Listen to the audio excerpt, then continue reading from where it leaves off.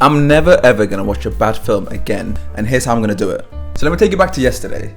I sat down, I was ready to watch a film, scrolling through Netflix, and I saw a film called, I think, The Kitchen.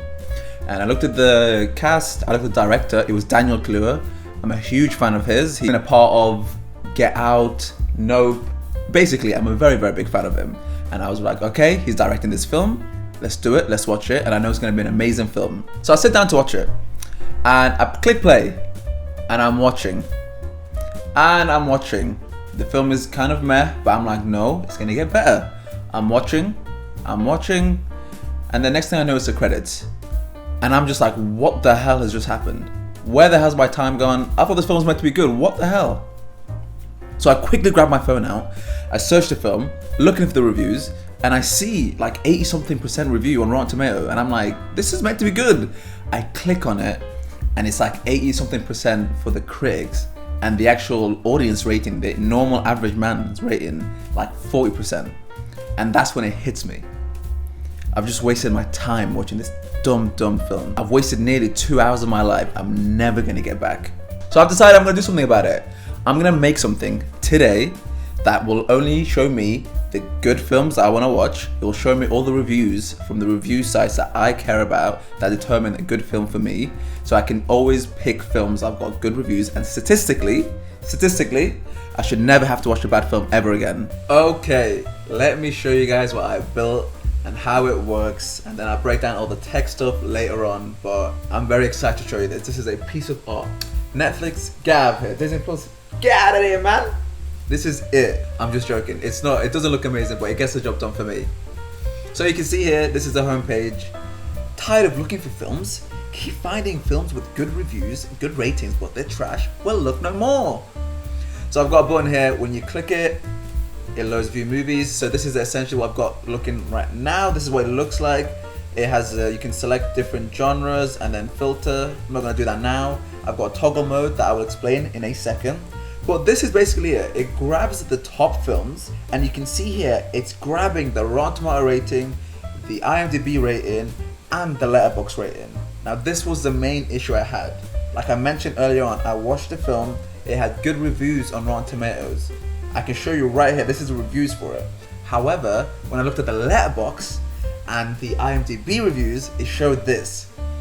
So obviously, clear waste of time, and I don't want to have to deal with that. So I've just built this, so it shows me everything I need to see.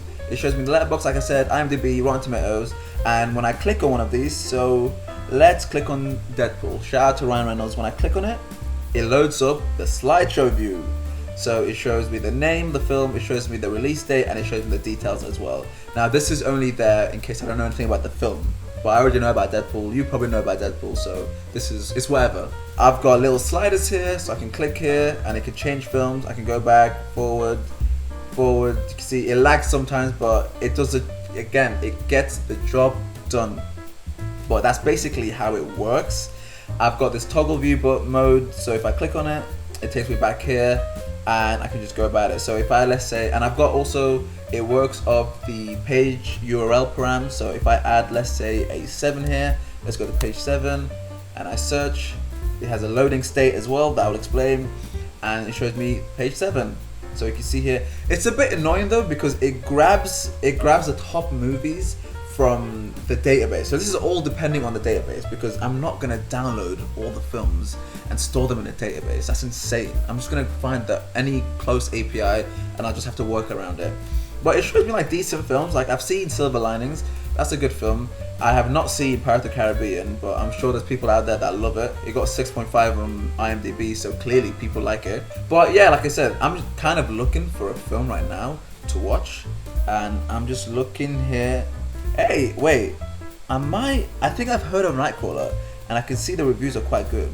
The reviews are 95%, 7.8, and 4%. 4 out of 5, sorry.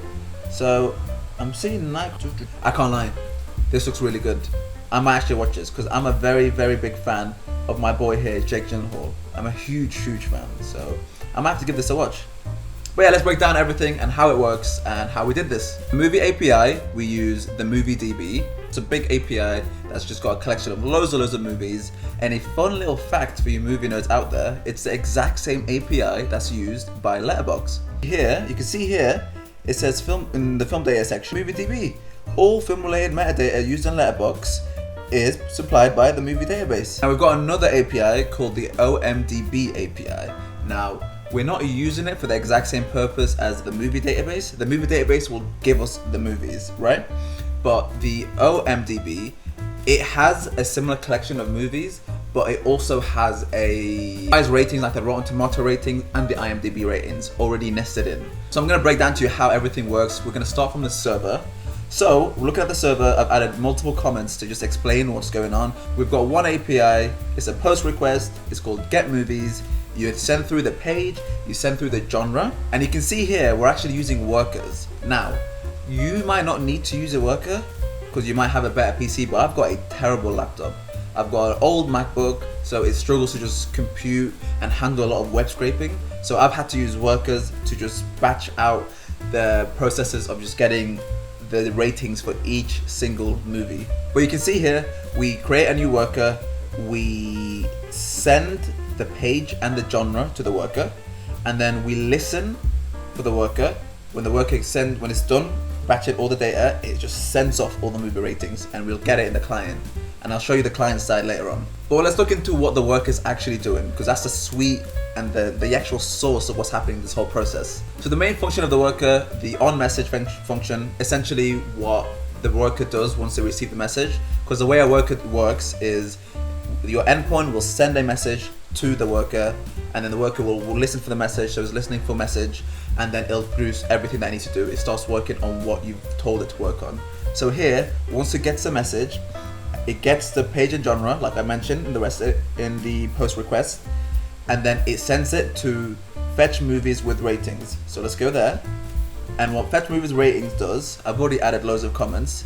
It grabs the movies from the movie DB. I put a comment here. It fetches the movies, it sorts it on vote count, and then it only gets movies from 2010 and onwards. Now the reason I did this is because I kept getting loads of films from the 1970s and 80s, and I'll be honest, I'm aware I'm being ignorant here, but I just don't want to watch a film that's before 2010. I just want to watch newer films. I don't care. After that, it does a P limit of 10, so that basically means it limits it to 10 asynchronous requests at the same time, right? Because like I said, I've got a bad laptop. So if it can't handle it, it'll crash on me, and it has been crashing on me.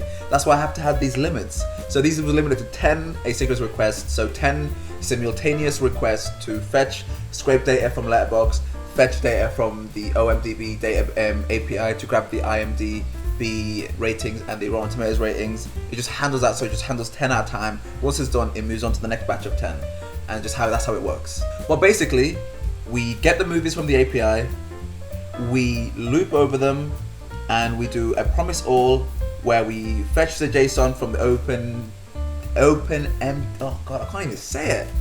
the OMDB API, which gets us the IMDb and Rotten Tomatoes, and then also the Letterboxd scraping function. So if I go into that, I've got it broken down here. It's just very simple what it does. It fetches the JSON from the Letterboxd, and you can see I'm just passing in the ID of the movie. After that, it does a match. It checks that the metadata with the ratings is on it.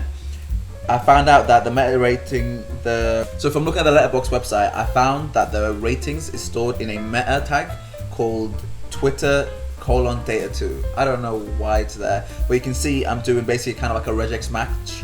I'm looking for this meta tag, and I'm making sure it's a number out of 5, because if you guys don't know, Letterboxd is out of 5. It doesn't do 10%, like out of 10, or it doesn't do in percentages, it just does out of 5. If I can find the match with this regex, then I know there's a rating there, and then I just return the actual rating. And that's how we get the rating from Letterboxd. You probably noticed I've got a fetch with timeout here. So this is a function I also wrote, which basically, it does a normal fetch request, but it has a specific time limit on it. If the request is taking longer than like 10 seconds, it just reports it, and it returns just nothing. And you can see here, we have a function called getRandomUserAgent that's passed through to the user agent. Now, I didn't think I was gonna have to make this, but the reason I made this is because I found out if you make constant requests to websites, instantly they can detect that it's being done by a server, and you'll instantly be banned. Not banned, but kind of like blocked. You'll be given a warning. You'll be told, hey, you don't have permission to do this. Relax, stop trying to hack us, which I'm obviously not trying to do, but that's why it's there. So that's why I made an array of user agents that has different user agents with different IPs. So, and I just basically randomly generate from them. I pluck which one out, so it's sending it from different locations. So the server from the movie databases and like Rotten Tomatoes and Letterboxd, they can't tell that it's all coming from the same place, and it avoids us getting like permission errors or whatever the errors I was getting that was telling me I can't keep pinging from the same location.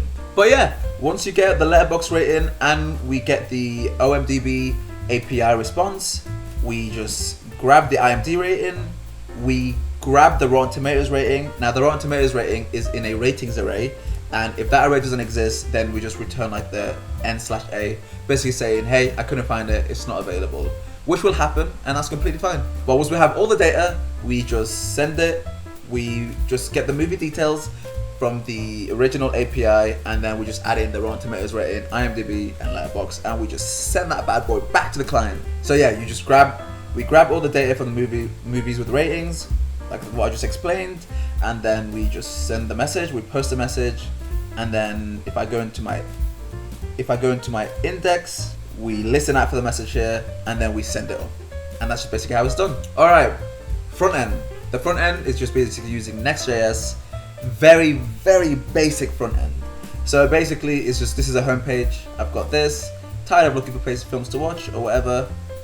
Look no more. We've got a solution. Da, da, da. This is just for me. Don't worry, I'm not. This isn't a ploy to just get it for everyone out there to use. It's for my personal thing. After that, I've got the actual main component that shows you all the films. Very, very basic. I've got a bunch of use states to just handle different functionality, like changing page, changing the different modes. So I've got basically a slideshow mode and a visual mode. Like you can see, it just handles that. I've got a function to fetch the films, which what I showed you guys. This fetches it from the backend, like I just explained to you, and it loops over it, and it grabs the URL for the images, and it sets it to the state, which is the films, which is what's looped down later on in the code. I've got different functions to just handle changing the page, which is just basically just changing the route. I've got toggle view, which is a simple, just changing the view, changing the state. It's very, very basic. Very, very basic. I've also got the component that handles just showing the film and the film details when you're in the actual details mode or the slideshow mode. I've just got basically a loading state. I've got the actual image, and I've got the release date, and I've got the overview and the title, just so I can know the details about it. But that's basically the code breakdown, really. There's nothing crazy involved in it. It's just very, very basic. I've got genres, I've got just showing the movies, I've got showing the ratings, but it gets the job done for me. And I think it's achieved what I was looking for. Alright, it's the evening now. Time to watch the film. If you guys remember, we said we're gonna watch Nightcrawler. Because it's got Jake Gyllenhaal, it's got good reviews, it's got that 95% on Rotten Tomatoes, 7.8 on IMDb, and 4.04 on Letterboxd. So I've got it up here. I'm gonna press play, and we're gonna see how it is. Wow, that is a film. That's a movie right there. I highly recommend it. Everyone watch Nightcrawler. Jake Gyllenhaal kills it. Such a good film. Such a good film. This baby works. I'm gonna use this for everything. I'm gonna use it for any genre I want, and clearly it's working because I just watched this, and this shit slapped. Absolutely slapped. This man knows how to act. But yeah, I hope you guys liked the video. I hope you guys try it. I'm gonna put the GitHub link right below. Replicate it. Just add in your API key for the the ITMD API, and the other one, the one that starts with O. I'll put all the details in the description. But yeah, try it out. It works.